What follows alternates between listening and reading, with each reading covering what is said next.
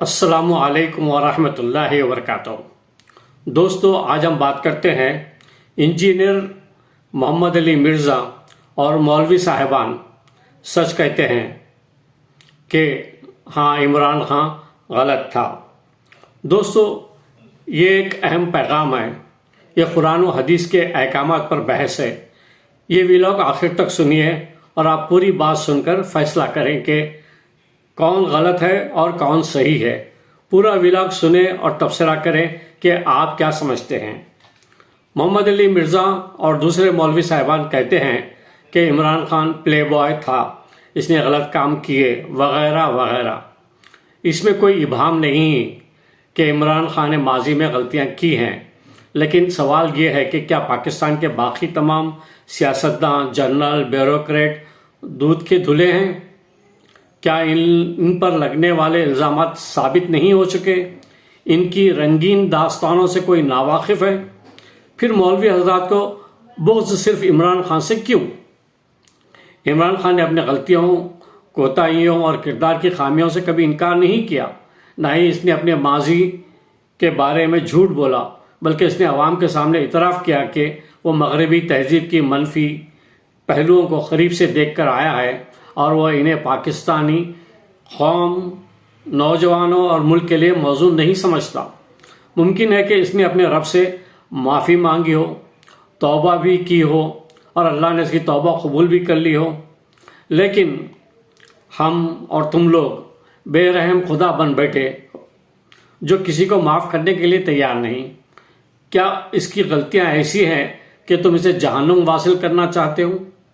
इसने अगर किसी को नुकसान पहुंचाया भी होगा तो वो इनफरादी सतह पर था, मगर जो बाकी हुक्मरान, जनरल्स और सियासतदान हैं, इन्होंने पूरे मुल्क को तबाह कर दिया, रिश्वत ली, कत्ल व खून किए, मईशत बर्बाद कर दी, अदल व इंसाफ का जनाजा निकाल दिया। तुम्हें इन पर कोई इतराज़ नहीं? हैरत है, हैरत है। इमरान खान की सच्चाई, ईमानदारी और इस्तिकामत को मौलाना तारिक जमील जैसे बुजुर्ग उलमा ने भी तस्लीम किया। मेरा इनसे नज़रियाती इख्तिलाफ है, इसके बावजूद इनका सच और हक बात करना अच्छा लगा। इमरान खान जैसे इंसान तारीख में कम पैदा होते हैं, जो अफकार में भी गाजी हों और किरदार में भी। मैं असल बात करने से पहले, असल मौजू पे आने से पहले जनरल आसिम मुनीर को बता दूं, दुनिया के कोई जनरल, करप्ट ख़ानदान, करप्ट सियासतदान, ब्यूरोक्रेट, जज, मौलवी अल्लाह के अहकामात से ऊपर नहीं हैं और ना अल्लाह के कानून व वाज़ेह अहकामात को जूते के नोक पर रख सकते हैं। समझ में आया कि अल्लाह के अहकामात से ऊपर नहीं है और ना अल्लाह के कानून व वाज़ेह अहकामात को जूते की नोक पर रख सकते हैं। ना कोई कौम व मुल्क अल्लाह के अहकामात की खिलाफ वर्जी करके कामयाब हुआ है, ना होगा। चलिए हम मोहम्मद अली मिर्ज़ा के इस्लाम और इमरान खान के इस्लाम का मुआवजना करते हैं। अल्लाह ताला कुरान में वाज़ेह हुक्म देता है, महज इशारा नहीं बल्कि ये हुक्म है जो हर मुसलमान को मानना लाजिम है, हर किसी पर फ़र्ज़ है, जो हर मुसलमान पर फ़र्ज़ ऐन है। इसलिए ये आयत जुमे के खुतबे में शामिल की गई ताकि हर मुसलमान इसे समझे, इस पर अमल करे, मगर नादान और नासमझ मौलवी हमें यह पैगाम पहुँचाने में नाकाम रहे। सूरह नहल की आयत 90 कहती है, इन्नल्लाह यामुरु बिल अदली वल एहसान व इताए दिल कुर्बा व यन्हा अनिल फहशाई वल मुनकरी वल बगी याइदुकुम लअल्लकुम तज़क्करून। बेशक अल्लाह अदल, एहसान और रिश्तेदारों को इनका हक देने का हुक्म देता है और बेहयाई, करप्शन, बुराई और जुल्म से मना करता है। वो तुम्हें नसीहत करता है कि तुम सबक हासिल करो। अल्लाह ताला ने इस आयत में 6 अहकाम हुक्म दिए हैं, हमको 6 अहकाम दिए हैं कि इन पर आप हर मुसलमान को अमल करना फ़र्ज़ है। अगर कोई नहीं करता है तो इस अल्लाह के अहकाम को झुठलाता है। इमरान खान कहता है कि मुल्क में रूल ऑफ लॉ होना चाहिए, अदलिया को आज़ाद होना चाहिए, कोई भी कानून से बालातर ना हो, चाहे वो इसका अपना बेटा हो या वालिद हो। अगर वो मुजरिम है तो इसे सज़ा दी जाए। क्या ये वो अदल नहीं जिसका कुरान हुक्म देता है? क्या वो अदल नहीं है जिसका कुरान हुक्म देता है? आज अदलिया को 26वीं आईनी तरमीम के जरिए पाकिस्तानी फौज के जनरल और करप्ट सियासतदानों के जूते की नोक पर रख दिया गया। अदल को किसके? जनरलों के और करप्ट पॉलिटिशियन के जूते की नोक पर रख दिया गया है। अदालत में करप्ट, अखलाकी बददियानत और ईमान फरोश जालिम जो ना मुंसिफ है ना आदिल है जजेस को लाकर बिठा दिया गया है और अदल का गला घोंट दिया गया है। कि अल्लाह के हुक्म की बेहुरमती नहीं है? क्या ये अल्लाह के हुक्म को जनरल और सियासतदानों के जूने की नोक पर नहीं रखा गया? क्या अल्लाह के हुक्म को जनरल और सियासतदानों के जूते की नोक पर नहीं रखा गया? तुम क्यों नहीं बोलते? तुमको बोलने का हुक्म है, तुम बोलो इस पर। अल्लाह के अहकाम के ऊपर बात करो। पाकिस्तान में इस हुक्म पर बात करने वाला सिर्फ इमरान खान था और है, इसी वजह से वो जेल में है। वही आवाम को कहता रहा कि बगैर अदल व इंसाफ और आज़ाद इदारों के, आज़ाद अदलिया के, पुलिस एजेंसियों के और अदालती निज़ाम के मुल्क तरक्की नहीं कर सकता, क्योंकि ये अल्लाह का निज़ाम है। ये इमरान खान का बनाया हुआ नहीं है, ये अल्लाह का निज़ाम है। इसके बगैर कोई तरक्की और कोई ग्रोथ मुश्किल है, ना अमन हो सकता है। दूसरा हुक्म एहसान है। एहसान का मतलब है कि हर काम ऐसे करो जैसे तुम अल्लाह को देख रहे हो, वरना कम अज कम ये समझो कि अल्लाह तुम्हें देख रहा है। इसका मतलब यह कि हर काम ईमानदारी से, मेरिट पर, बेहतरीन, एक्सेलेंट तौर पर और मेयारी तौर पर किया जाए, मेरिट की बुनियाद पर किया जाए। तो कैसे हमारे फैसले आजकल मेरिट के ऊपर? आपके ऊपर जब अल्लाह ताला देख रहा है तो आप कैसे काम करेंगे? ईमानदारी से, दयानतदारी से, पूरे खुशी व खुशू के साथ, पूरी एहतमाम के साथ, पूरी ताकत के साथ, हर किस्म के खौफ व उससे आज़ाद होकर काम करेंगे, क्योंकि आपको अल्लाह की खुशनुदी चाहिए, अल्लाह की रज़ा चाहिए। क्या पाकिस्तान पर मेरिट में फैसले हो रहे हैं या नाअहल, करप्ट और ज़मीर फरोश लोगों को नवाजा जा रहा है? इमरान खान मेरिट और दयानतदारी की बात करता है, इसलिए तुम्हें बुरा लगता है?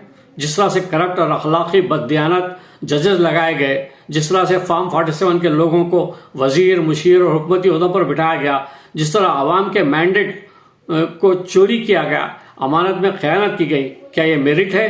क्या ये अल्लाह के हुक्म की नाफरमानी नहीं है? तीसरा हुक्म है अखरबा से हुस्न सलूक। क्या तुम्हारे हुस्न सलूक का मतलब यह है कि तुमने बाप, बेटे, बेटी, भाई सबको हुकूमत में बिठा दिया और इन्हें मुल्क लूटने की इजाज़त दे दी? हुस्न सलूक का मतलब यह है कि हर शख्स इसके करीबी को इसका जायज़ हक दे। इमरान खान ने जहांगीर तरीन और अलीम खान को इख्तियार में होने के बावजूद सहूलत नहीं दी, बल्कि इन्हें मेरिट और अदल के साथ अपने मामला निपटाने के लिए कहा, अपने ओहदे का गलत इस्तेमाल नहीं किया। चौथा हुक्म फोशा। फोशा एक्चुअली कहते हैं अखलाकी बददियानती, मोरल करप्शन को, जो हर करप्शन की माँ है। जब इंसान अखलाकी बददियानत होता है तो बहुत पूरे जो है वो करता है, क्या बोलते हैं, करप्शन करता है। चौथा हुक्म अल्लाह ने फोशा और करप्शन से बचने के लिए कहा है। अखलाकी करप्शन जो तमाम बुराइयों की जड़ है, वो पाकिस्तान में हर इदारे में आम हो चुकी है। फौज, एजेंसियां, इलेक्शन कमीशन, अदलिया और हुकूमती काम ने इलेक्शन को धांधली ज़दा बनाया है, मैंडेट चोरी किया है, अवाम के वोट की अमानत में खयानत की है। अवाम के वोट का एहतराम और इस अमानत का तहफ़्फ़ुज़ एक मुक़द्दस फरीज़ा है। इसमें दिन दहाड़े अमानत में खयानत की गई और नवाज शरीफ, शहबाज शरीफ, ख्वाजा आसिफ जैसे बेगैरत अखलाकी बददियानत लोगों को जितवाया गया। शर्म तुमको नहीं आती? तुम जब कुछ नहीं बोले, ये कुरान के हुक्म है, ये कुरान का हुक्म है, बेहुरमती थी ये, तो तुम खामोश रहे। हमारे नबी सल्लल्लाहु अलैहि वसल्लम का कौल है, जो अमानत में खयानत करेगा इसको माफ़ी नहीं होगी। यह हुक्म आसिम मुनीर नहीं जानता? यह हुक्म आसिम मुनीर को सुनाया जाए कि बेशक अल्लाह तुम्हें हुक्म देता है कि अमानतें इनके हकदारों तक पहुँचाओ। सूरह निसा की 58वीं आयत है। यह हुक्म है अल्लाह का, इन्नल्लाह यामुरुकुम, अल्लाह ताला हुक्म देता है कि अमानत जिसकी अमानत है उस तक पहुँचाई जाए। क्या यह अमानत पहुँचाई गई? इलेक्शन लूटा गया?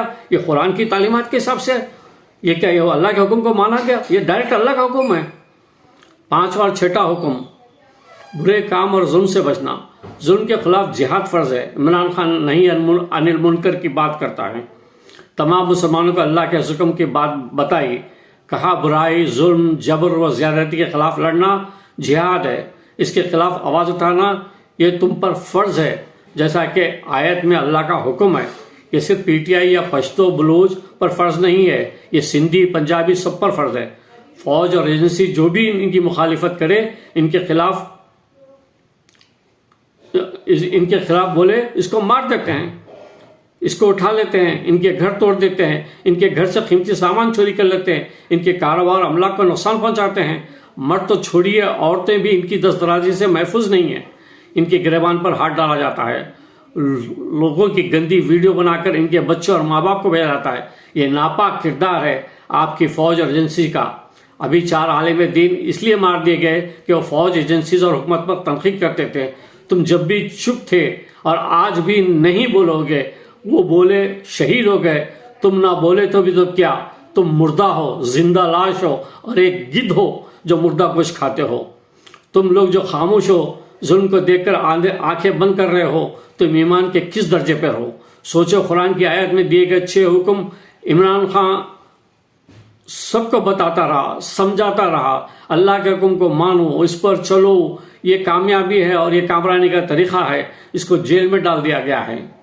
जो अवाम को शऊर दे रहा था कि इन 6 अहकामात को अपनी जिंदगी में लाओ, यही कामयाबी का वाहिद रास्ता है। तुम मौलवियों के बारे में हदीस है, रसूल करीम सल्लल्लाहु अलैहि वसल्लम ने फरमाया, एक वक्त आएगा जब लोग कुरान पढ़ेंगे, कुरान हिफ्ज करेंगे, दीन की बात करेंगे, मगर कुरान इनके हलक से नीचे नहीं उतरेगा। वो जमीन के सबसे बदतरीन लोग हैं। बुखारी की हदीस है ये 5057, याद रखो। ये तुम्हारे बारे में कही गई है, मौलवियों के बारे में, और जो जनरल आसिफ मुजीर हदीस वो कुरान सुनाता है ना, इसके बारे में कही गई है। ये बदतरीन लोग हैं। क्या आज के मौलवी और जनरल आसिफ मुनीर इस ज़मरे में नहीं आते? क्या ये हदीस इन पर सादिक नहीं आती? ये हदीस जनरल आसिफ मुनीर और इस्टेब्लिशमेंट के टाउट मौलवियों के लिए परफेक्ट और फिट है। आखिरी बात, जो लोग पाकिस्तानी, पश्तो, पंजाबी, सिंधी, बलोची जो खामोश है, वो जालिमों के साथ हैं। तुम भी जालिम हो। जुल्म को सहना भी जुल्म है, जुल्म के खिलाफ नहीं बोलना भी जुल्म है। अगर तुमने अल्लाह के हुक्म के लिए खड़े होने से इनकार किया तो याद रखो, वह दिन दूर नहीं, अनल हक का नारा बुलंद होगा और सब ताज गिराए जाएंगे। जुल्म हमेशा के लिए कायम नहीं रहता। तारीख गवाह है कि फिरौन भी एक दिन गर्क हुआ था। और ये बात आसिफ मुनीर तक पहुंचा दें। Thank you very much.